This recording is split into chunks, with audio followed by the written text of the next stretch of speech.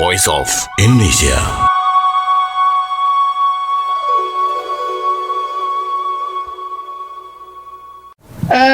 Karena akhir-akhir ini ya makanan dari Asia Tenggara itu sangat digemari oleh masyarakat Norwegia gitu. Jadi terus restoran-restoran dari Asia Tenggara pada muncul di negara ini. Wow, yang menjadi tertarik apakah dari sosial media atau bagaimana, Ibu? Karena pengalaman saya ya, sejak saya promosi makanan Indonesia ini ya, saya mulai promosikan makanan Indonesia sejak tahun 1991 sampai dengan sekarang. Saya juga punya 2 restoran Indonesia di sini, tapi saya sudah tutup karena waktu itu ada too much busy ya di bagian import. Jadi saya terpaksa saya harus tutup keduanya. Nah, sekarang saya fokus di import saja. Walaupun kami sudah import dari 14 negara, tapi saya tetap kecintaan saya untuk Indonesia ini tidak bisa saya lepaskan. Baik, kalau untuk di festival ini sendiri, Bu, untuk masyarakat kalau mengunjungi ke sana, yang didapatkan berarti di kulinernya saja atau bagaimana? Saat ini kami dari negara-negara Asia Tenggara ini itu banyak yang mereka itu sudah sukses ya. Jadi imigran dari Vietnam, Thailand, Thailand dan Filipina itu mereka yang jumlahnya dominasi di sini kan. Jadi kita ini bersama-sama ingin memperlihatkan kepada masyarakat Norway apa yang telah kami kerjakan sekarang ini, dan semuanya itu sudah kebanyakan dari imigran kita sudah sukses di negara ini. Ada yang menjadi politician, ada yang menjadi businessman, ada yang kerja di kantor-kantor pemerintahan. Itu berkat semua hasil dari pendidikan di negara ini. Perhatian dari pemerintah sangat baik buat kami di sini untuk bisa berkembang. Baik, dan dengan adanya gelaran festival ini ada apa makna penting bagi Indonesia nih? Makna penting untuk Indonesia ya, jumlah rakyat masyarakat Indonesia di sini nggak banyak ya dibandingkan dari mereka itu. Kita hanya berjumlah sekitar 2.500. Jadi dengan jumlah yang sedikit ini, dengan potensial yang saya miliki, saya coba memperkenalkan produk-produk kita di antara bangsa dari negara-negara Asia Tenggara ini. Oke, dan kalau begitu untuk Indonesia sendiri yang bisa diberikan nih sebagai kontributor dalam festival ini apa saja nih? Di sini kami punya bus ya 4x3 kuadrat. Nah, di sana kami telah mengisi dengan produk-produk dari Indonesia. Salah satunya itu produk kami yang paling sukses di sini adalah noodle dari ABC yang telah kami bangun di pasar ini sejak tahun 2019 sampai dengan sekarang. Dan kami sekarang ini brand ABC Noodle sudah menjadi market leader. Kita saat ini sudah impor sekitar 50 kontainer 40 feet high cube per tahun, dan itu jumlah itu saya juga masih belum puas. That we are still working hard to expand more market for Indonesian products. Baik, dengan ikutnya Indonesia ikut serta dalam festival ini, nanti untuk hasilnya atau timbal baliknya bagaimana? Apa yang didapatkan dari ikut serta di festival ini? Yang jelas kalau bagi saya sebagai pedagang ya jelas akan menghasilkan bahwa masyarakat dari negara-negara Asia Tenggara ini tentu mereka akan lebih mengenal produk-produk kita, karena selama ini yang mereka banggakan itu kan produk-produk dari negara mereka toh. Nah sekarang saya juga ingin memperkenalkan kepada mereka, hello, look at us, our product is good quality, is best and a good price, gitu-gitu. Jadi hari ini kami juga menjual produk-produk dengan harga gudang gitu, harga paling murah gitu, supaya mereka they would like to try it and get used to use Indonesian product in their kitchen. Baik, Ibu Emi juga sebagai seorang diaspora, di sana juga sebagai pengusaha begitu ya Bu. Nah, bagaimana untuk menggambarkannya nih, geliat bisnis di Norwegia pada umumnya? Sebetulnya bisnis di sini nggak gampang juga ya, karena kebiasaan orang Norway ini mereka skeptik with the new things. Mereka skeptik dengan semua yang baru gitu. Tapi kita itu ya harus giat ya. We have to promote again and again and again and again. Nah sekarang orang Norway aja sudah bisa bikin rendang di dapurnya. So I'm happy for that. Oke. Dan jika sudah lihat sekarang mungkin kan karena ikut serta juga dalam festival ini dan juga mau dalam kata lain mau dinotis gitu ya Bu ya, sebagai potensi yang ada dari Indonesia ini diperkenalkan, lalu ke depannya bagaimana untuk peluangnya Bu?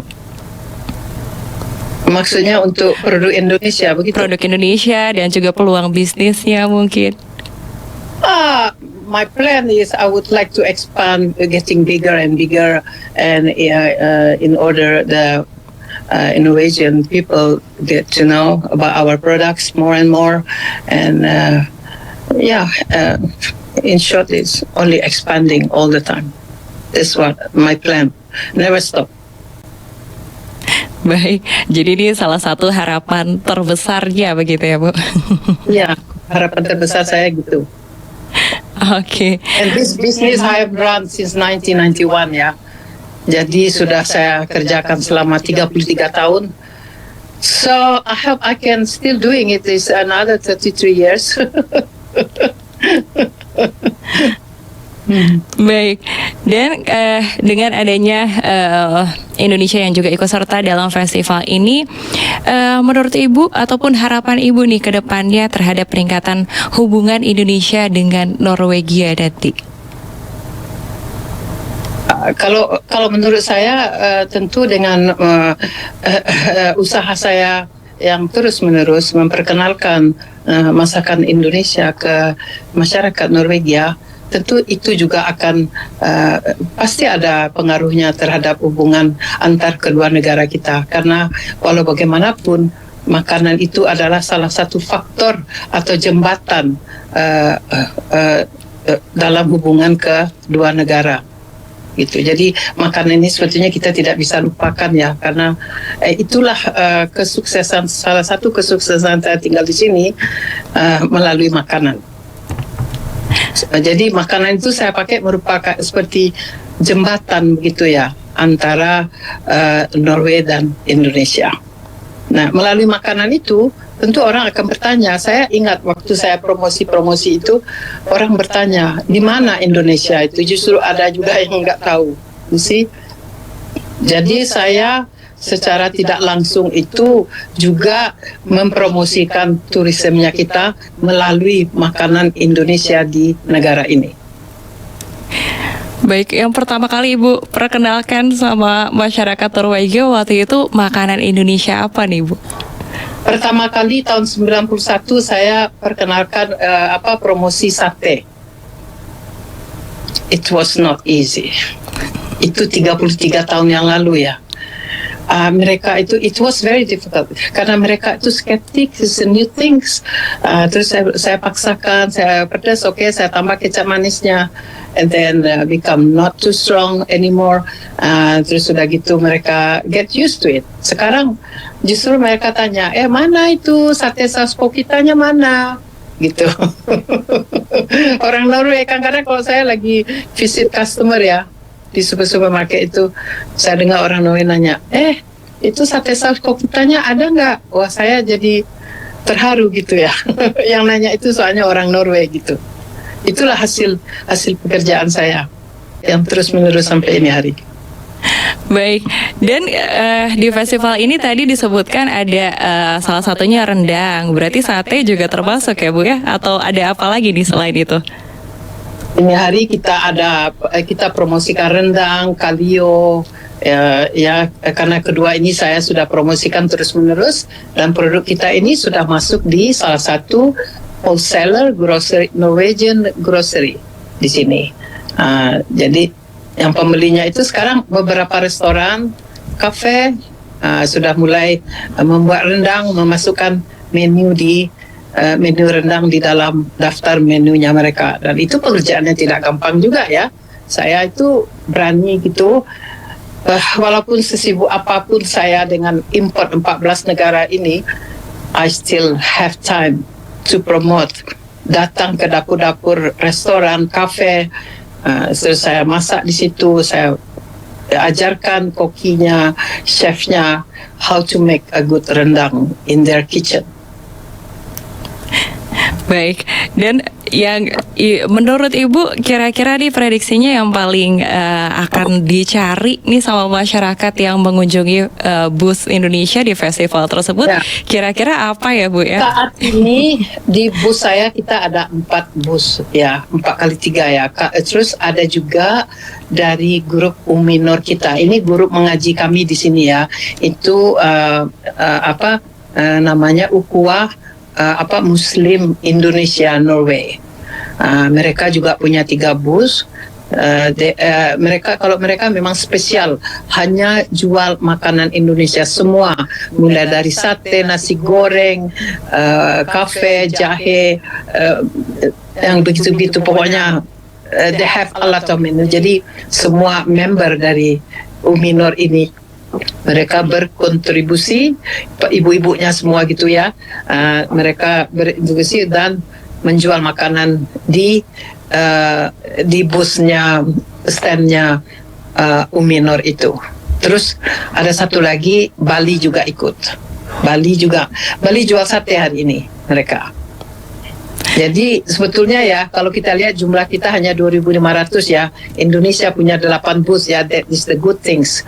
Karena Filipina aja mereka masyarakat jumlahnya 24.000 ya.